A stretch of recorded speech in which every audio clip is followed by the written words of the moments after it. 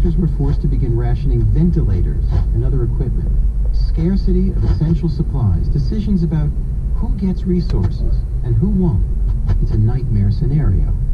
And it could have been true here, too. Last week, New York Governor Andrew Cuomo demanded that the Army Corps of Engineers begin building field hospitals in New York, essentially repurposing existing buildings, all out of the fear that ICUs in New York could soon be overwhelmed. Dr. Philip Rossoff is a professor of medicine at Duke University, and he specializes in bioethics. Dr. Rossoff, we've been watching as the Italian healthcare system has been absolutely overwhelmed by COVID-19. What kinds of choices are doctors there having to make when faced with so many patients in critical condition?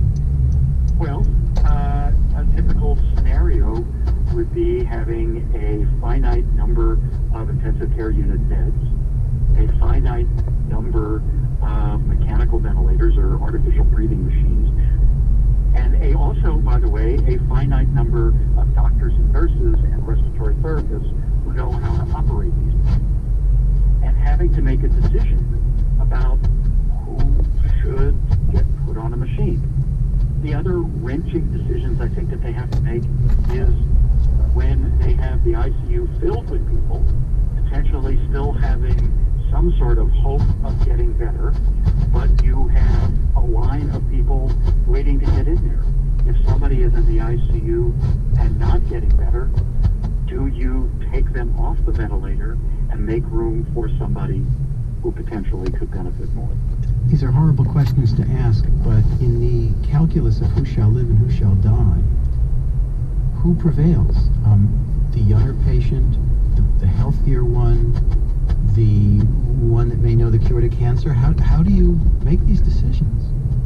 Well, I can tell you how not to make these decisions. That's probably an easier answer to go with first. The way not to make this decision is to make it arbitrarily, capriciously, unilaterally, and at the bedside in the moment. If we're smart, we would have institutional guidelines and plans in place ahead of time. Do we have such guidelines? Sort of.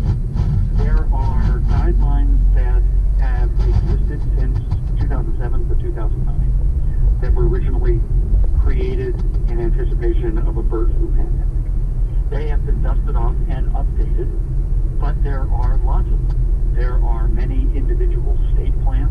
There are many individual hospital plans. The problem exists certainly in this country that depending upon what state you're in, where you get sick, very sick and might need these resources, you might get treated differently than if you were someplace else. Well, give us a sense of the priorities, the way triage is done in the most basic way. So I think that some of the origins of triage are from emergency or disaster medicine. One of the classic triage situations is on the battlefield. You have two wounded soldiers who come in and you only have one surgeon or one bed, and how do you prioritize which soldier to take care of first?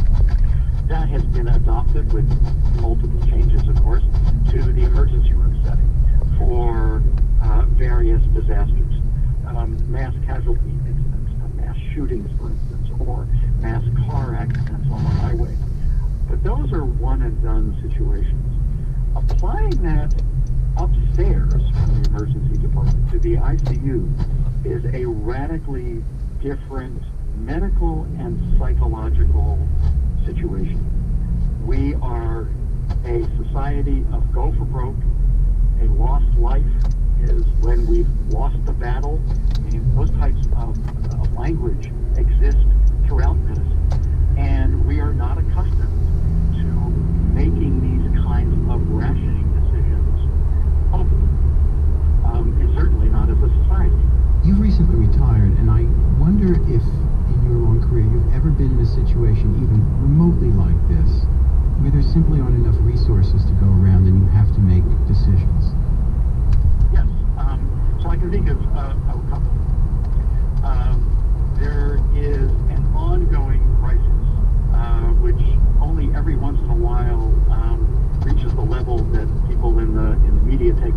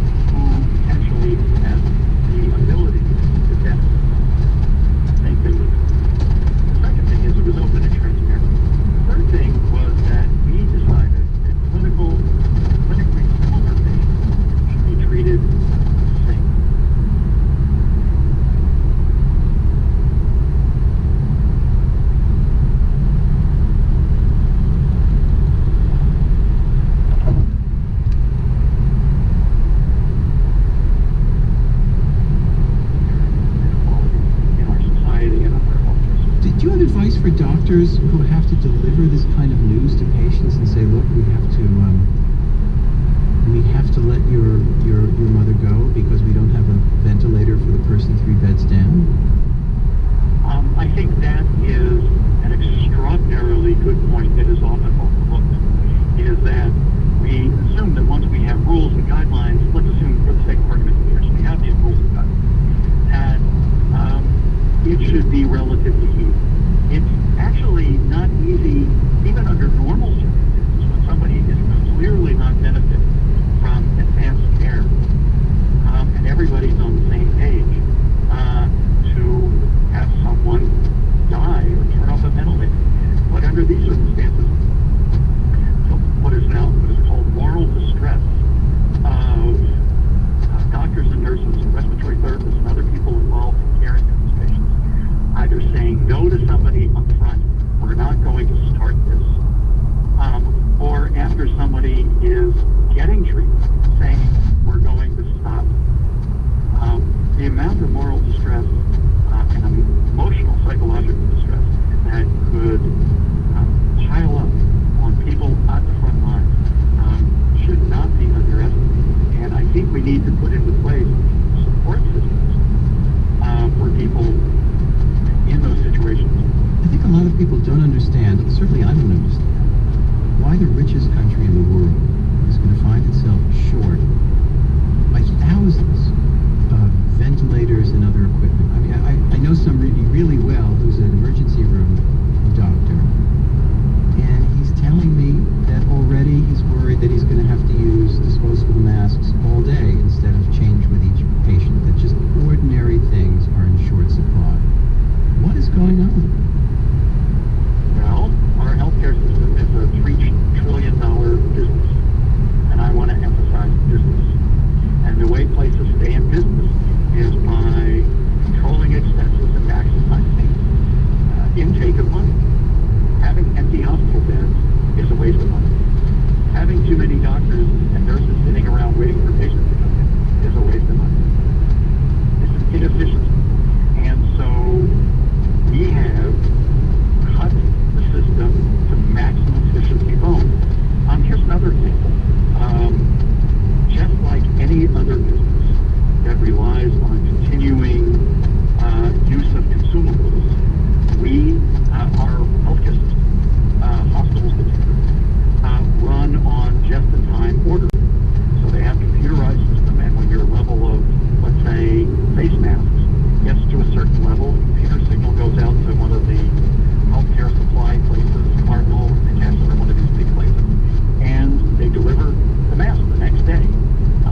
They don't have huge backlogs either, so then they put it in order to wherever they get their masks from, etc. This is outrageous. We have been reading books, studying history. We know that pandemics are not a remote possibility, but I'm afraid to say an inevitability, and sometimes you get away lucky, as we did maybe 2007, 2008. But luck runs out. Yes, it does. And people play the odds, I think.